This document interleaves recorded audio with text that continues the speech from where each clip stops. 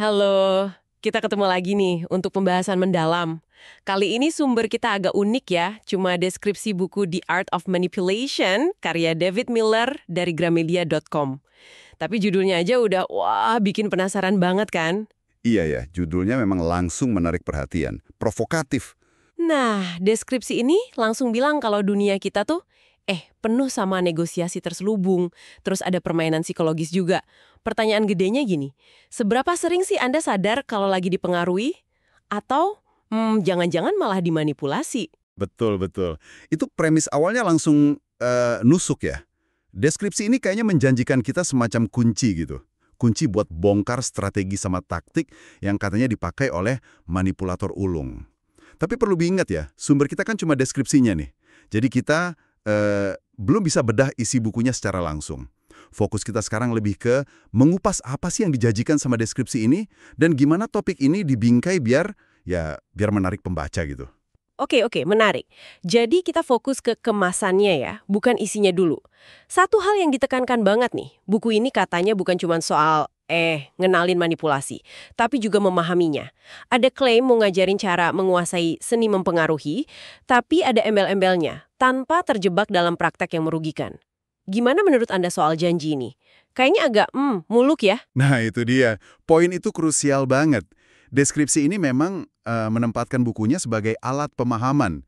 Katanya sih tujuannya biar pembaca bisa kenal, bisa menghindar, bahkan mungkin, membalikan keadaan kalau ada yang coba manipulasi. Jadi fokusnya ditaruh di pemahaman mekanisme pengaruhnya itu sendiri, bukan sekedar ngasih daftar trik licik gitu. Tapi Anda benar juga sih, janji memengaruhi tanpa merugikan itu memang perlu digali lebih dalam lagi kalau baca bukunya. Soalnya kan batasannya seringkali tipis banget ya, subjektif gitu. Deskripsi ini baru nyentuh permukaannya aja kayaknya. Iya. Ngomong-ngomong soal klaim yang mencolok nih, ada satu yang langsung bikin saya, apa nih? Pertanyaan retoris ini. Mengapa hanya 5% orang yang mengendalikan 95% lainnya? Gila, angkanya bombastis banget. Iya, klaim kayak 5% lawan 95% itu memang sering dipakai. Biasanya dalam materi promosi gitu ya, buat memprovokasi, buat narik perhatian. Bikin Anda jadi mikir, waduh, saya di kelompok mana nih? Gimana caranya pindah ke kelompok yang 5% itu? Deskripsi ini jelas pakai itu buat bangun urgensi. Terus, disorot juga soal rahasia membentuk pola pikir kuat. Katanya, biar pembaca bisa selalu ada di posisi dominan. Posisi dominan, istilahnya kuat banget ya. Itu kira-kira maksudnya apa ya dalam konteks deskripsi ini? Apa sekedar jadi lebih, percaya diri aja? Atau lebih dari itu? Kalau kita lihat konteks deskripsinya ya, posisi dominan ini kemungkinan besar sih merujuk ke kemampuan buat pegang kendali. Pegang kendali dalam interaksi sosial atau mungkin profesional. Mungkin maksudnya punya keunggulan psikologis gitu, bisa mengarahkan obrolan atau lebih efektif pas negosiasi.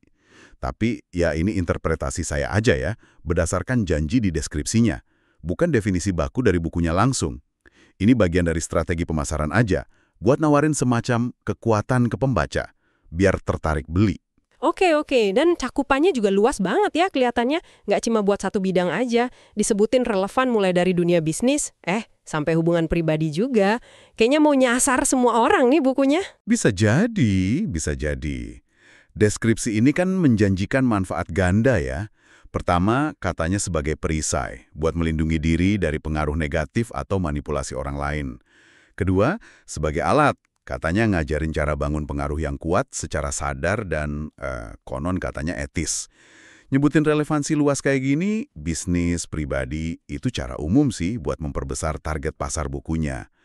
Terus fakta kalau ini cetakan pertama tahun 2025 juga dipakai buat yang ngasih kesan kalau ini tuh pandangan paling baru gitu. Oke deh, jadi kalau kita rangkum nih dari kemasan yang kita bedah barusan, buku The Art of Manipulation versi deskripsi Gramedia ini pada dasarnya nawarin semacam peta jalan lah ya. Peta jalan buat ngerti dinamika kuasa sama pengaruh dalam interaksi kita sehari-hari. Mulai dari cara ngenalin taktiknya, sampai katanya bangun mentalitas yang lebih kuat atau dominan tadi. Iya, intinya ada di kesadaran sama pemahaman mekanisme pengaruh itu sendiri. Deskripsi ini kayaknya ngejual gagasan kalau dengan paham cara kerja manipulasi, Anda tuh bisa milih. Mau pakai pemahaman itu buat bertahan aja atau buat membangun pengaruh secara proaktif? Tentu aja ya, kita harus ingat, ini kan deskripsi buat jualan buku, jadi pasti semuanya disajikan dalam bingkai yang paling menarik dan paling menjanjikan buat calon pembeli. Rumah, deskripsi buku ini kan nyinggung soal memengaruhi tanpa merugikan. Tapi kayak yang kita bahas tadi ya, batas antara pengaruh positif sama manipulasi itu seringkali abu-abu banget. Pertanyaannya gini, buat Anda pribadi, garis batasnya tuh ada di mana sih? Kapan sebuah tindakan itu udah kelewatan batas etika? Dan sekedar tahu tentang taktik-taktik ini, seperti yang dijanjikan buku ini, kira-kira bakal ngubah cara Anda berinteraksi sama orang lain nggak ya? Nah, itu coba Anda pikirkan. Sampai jumpa di pembahasan berikutnya.